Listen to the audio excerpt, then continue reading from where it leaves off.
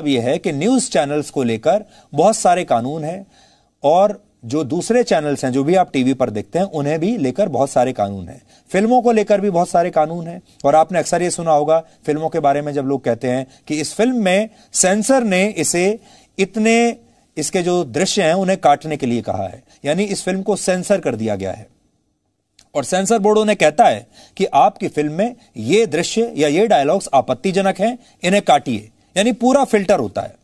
जबकि जो OTT platforms हैं और जो डिजिटल मीडिया है जिसे आप इंटरनेट पर कंज्यूम करते हैं वहां कोई कानून नहीं है, कोई गाइडलाइंस नहीं है। इसलिए ऑनलाइन कंटेंट में आपको भरपूर हिंसा मिलती है, अपशब्द सुनने को मिलते हैं, गाली गलौच दिखाई जाती है, क्योंकि वहां उन पर कोई रोक नहीं है, उन पर कानून अभी वो कानून के दायरे में नहीं आते। इसलिए आपने देखा होगा ओटीटी प्लेटफॉर्म्स पर जो नए सीरियल्स आप देख रहे हैं, जो नए कार्यक्रम आप देख रहे हैं या जो फिल्में आप देख रहे हैं, उनकी भाषा बहुत अभद्र होती है और ऐसी भाषा आप अपने परिवार के साथ तो कभी सोच भी नहीं सकते कि आप अपने परिवार के साथ बैठकर वो कंटेंट देख सकें।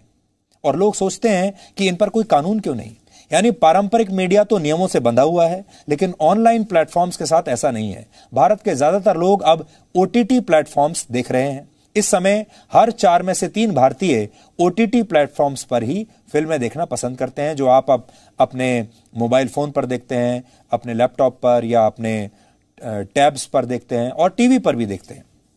भारत में कल एक बहुत बड़ी घोषणा हुई है जिसका असर डिजिटल प्लेटफॉर्म्स पर दिखाए जाने वाले कंटेंट पर पड़ सकता है। सरकार के नए फैसले के मुताबिक भारत में इस समय जितने भी ओटीटी प्लेटफॉर्म्स हैं उनका नियंत्रण अब भारत सरकार के सूचना और प्रसारण मंत्रालय के पास होगा। इस नोटिफिकेशन पर देश के राष्ट्रपति ने हस्ताक्षर किए हैं और अब ऑनलाइन जो भी कंटेंट आप देखते हैं उस पर सरकार की नजर रहेगी। कुछ दिन पहले सरकार ने सुप्रीम कोर्ट में साफ किया था कि न्यूज चैनल्स पर नियंत्रण करने से पहले डिजिटल मीडिया को नियंत्रित करने की ज्यादा जरूरत है, यह कहा गया था। लेकिन डिजिटल मीडिया पर किसी का कोई नियंत्रण है नहीं और वहां बिना किसी सेंसर के, बिना कोई रोक टोक के आपको सब कुछ दिखाया जाता है और यह कंटेंट छोटे बच्चों से लेकर बड़ों तक के लिए उपलब्ध रहता है। अब आपको सवाल और जवाब के फॉर्मेट में हम बताएंगे कि इस फैसले का असर किस पर पड़ेगा और क्या असर पड़ेगा। क्या भारत सरकार की इस घोषणा का असर सिर्फ ओटीटी प्लेटफॉर्म्स पर होगा? जवाब है, अब ओटीटी प्लेटफॉर्म्स के साथ online news platforms, social media platforms और ऑनलाइन प्लेटफॉर्म्स के करंट अफेयर्स वाले कंटेंट को भी नियंत्रित किया जा सकेगा।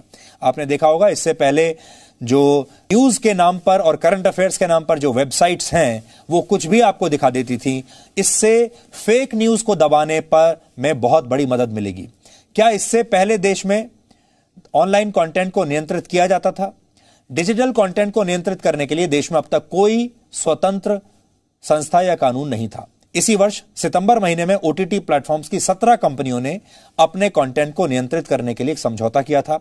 हालांकि इसमें ओटीटी प्लेटफॉर्म्स खुद अपने कंटेंट पर नजर रख रहे थे, लेकिन यह सफल नहीं हुआ।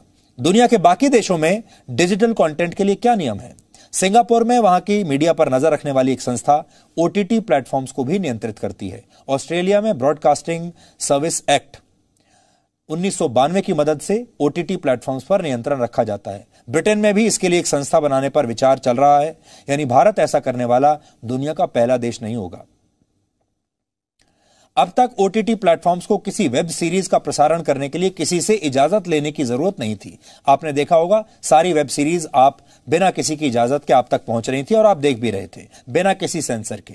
हालांकि सरकार के नए फैसले के बाद वेब सीरीज का प्रसारण करने से पहले नो ऑब्जेक्शन सर्टिफिकेट लेना होगा। ओटीटी प्लेटफॉर्म्स पर दिखाई जाने वाली फिल्मों की ग्रेडिंग भी हो सकती है। किस उम्र के लोग कौन सी फिल्म देख पाएंगे, इसे लेकर नियम बनेंगे। सरकार किसी फिल्म या वेब सीरीज के आपत्तिजनक सीन्स को हटा सकती है, यानी ओटीटी प्लेटफॉर्म्स के लिए यह एक सेंसर बोर्ड की तरह काम करेगा। अब तक ये ओटीटी प्लेटफॉर्म्स भारत सरकार के इंफॉर्मेशन टेक्नोलॉजी यानी आईटी मिनिस्ट्री के तहत आते थे, लेकिन अब इनका नियंत्रण सूचना और प्रसारण मंत्रालय के पास होगा। हालांकि कोई गाइडलाइन बनाने से पहले सरकार सभी स्टेक होल्डर से बातचीत करेगी। कुल मिलाकर अगर सरकार ने संबंध में कड़े नियम बनाए तो हो सकता है कि आपको कालीन भैया अब आगे और दिखाई न दें।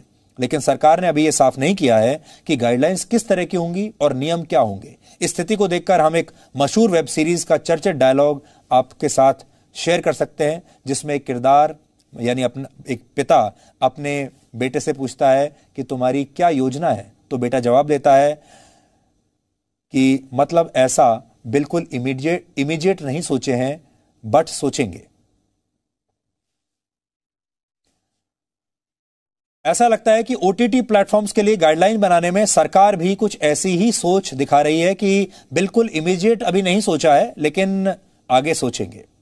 लेकिन आप में से बहुत सारे लोग हमें ये लिखते थे और हमें लगातार ये फीडबैक आता था कि ओटीटी प्लेटफॉर्म्स पर जो कुछ दिखाया जा रहा है वो परिवार के साथ देखना अब बिल्कुल असंभव हो गया है, और ऐसी ऐसी चीजें डिजिटल प्लेटफॉर्म्स पर दिखाई जा रही हैं जो शायद बहुत ही आपत्तिजनक हैं, बहुत अभद्र हैं, और उनमें बहुत अभद्र भाषाओं का प्रयोग किया जा रहा है, और इस पर किसी का कोई काबू नहीं है। अब तक ये ऐसे ही बेलगाम चल रहा था। दूसरी बड़ी बात यह है कि जो फेक न्यूज इंटरनेट पर लगातार फैल रही थी, आपने देखा होगा बहुत सारे ऐसे लोग हैं, टुकड़े टुकड़े गैंग के सदस्य भी हैं, ऐसे लोग, ऐसे पत्रकार भी हैं जिन्होंने अपने अपने नाम पर अब डिजिटल चैनल्स बना लिए हैं, न्यूज वेबसाइट्स बना ली हैं, और उन न्यूज वेबसाइट्स पर बिना वेरिफिकेशन के झूठ सच कुछ भी छाप दिया जाता था, और उस पर किसी का कोई नियंत्रण नहीं था, और उसे फेक न्यूज माना गया है। तो जो डिजिटल प्लेटफॉर्म्स पर, इंटरनेट पर जो फेक न्यूज फैलती थी